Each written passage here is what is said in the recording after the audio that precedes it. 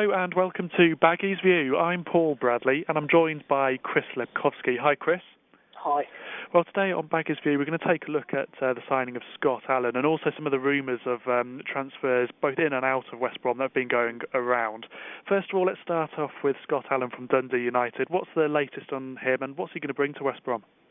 Well, he has signed now. He signed a 2.5-year deal for, we expect a fee of around 300,000, but as is often the case these days, that fee remains undisclosed.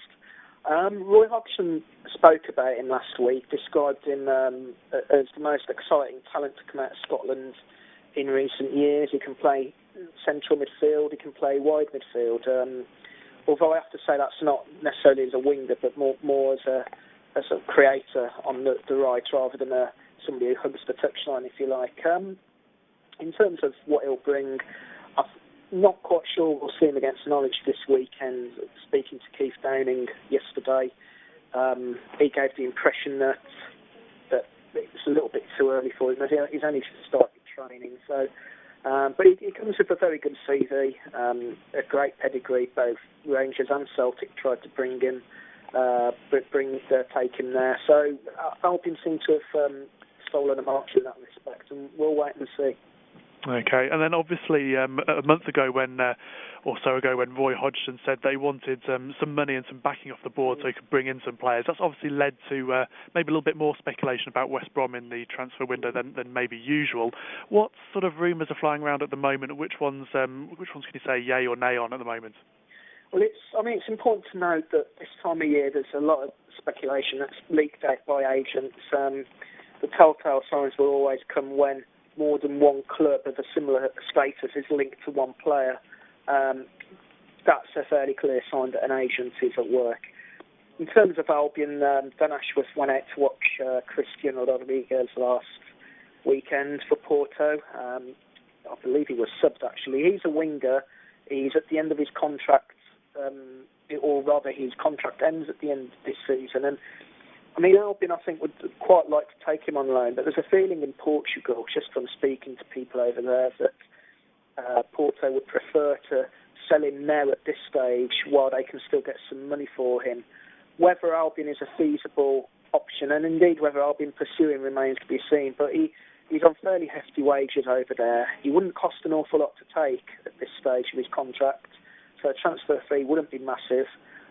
But he is on fairly significant wages, so whether that one will happen, I think, as is often the case this time of year, Albion like to describe it as a scenario where many plates are spinning, and he's one of them. Peter Whittingham has been mentioned. There was an inquiry about the Cardiff midfielder last week. That's very, very unlikely to happen. Cardiff don't want to sell at this stage. He's on a fairly long contract, I think, for another 2.5 years. Having signed one last season, he would command a fee of probably 3 or 4 million. West Brom aren't going to pay that kind of money, I wouldn't have thought. It's just simply the way they don't really operate like that in January. So, and the very fact that Cardiff have no intention of selling whatsoever, I would think makes that one a non-starter. And the other thing to consider, of course, is that Roy Hodgson has said on the record that any players that he brings in now have to take into account that there are injured players who will be returning, if not at this stage of the season, then at the end of the season. And he sees little point in bringing in players who aren't going to improve the team, who are merely going to become peripheral players once the likes of Zoltan Gear and Chris Brunt and Stephen Reid are fit come the summer or later on this season in one or two cases. And what about the rumours surrounding Craig Dawson at the moment? Is there any truth in those?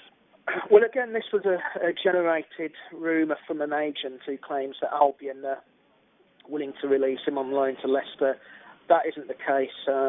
Not at this stage, certainly. He's a very key member of the squad, a key player as well, I have to say. With Gareth McCauley looking unlikely to be fit for Saturday's game against Norwich, and Jonas Olsson trying to be fit, there's absolutely no option at all of him leaving the club at this stage. You know, Albion needs him. He's a key first-team player, and I would say he's one of the last players that would leave at this stage. And just lastly on Baggies View today, Chris, Birmingham City have been saying that they're still interested in Chris Wood, but obviously he's back at the Baggies now. What's the situation with that, and how does Roy Hodgson feel about Chris Wood and his time at West Brom? You know, I've always had the impression, just from general chit-chats and observations that or conversations I've had really, that Roy isn't maybe that convinced by Chris Wood at this stage of his career. The very fact he allowed him to go out to Birmingham on loan rather than maybe one or two other players who went out on loan who haven't gone out on loan suggests to me that the manager isn't as yet convinced about Chris Wood's credentials in the Premier League. That's not to say, of course, that won't change. And I'll be in a position at the moment where Shane Long is carrying a back injury. Peter Odemwingi's form fluctuates from one game to the next, and of course we don't know where Simon Cox's future lies, although the club have made it clear that he will be staying. Simon has, of course, gone on the record to say that he's not sure yet whether he wants to. So I suspect that Chris Wood will remain at the club until maybe the next loan window, which of course follows the end of the January transfer window. And maybe if he's not playing then, there's every chance he might be moved back out on loan. And to add to that, I have to say I've heard there might be an interest from Portsmouth in that respect. Whether or not these things will happen will depend largely on injuries, suspensions, and of course the form of players elsewhere. And but I think for now, Chris Wood will be staying for the next week or 2 weeks certainly. Okay, Chris, well, thanks for your insights today on the January transfer window and everything that's going on at the Hawthorns. We'll be back again next week with more Baggies View.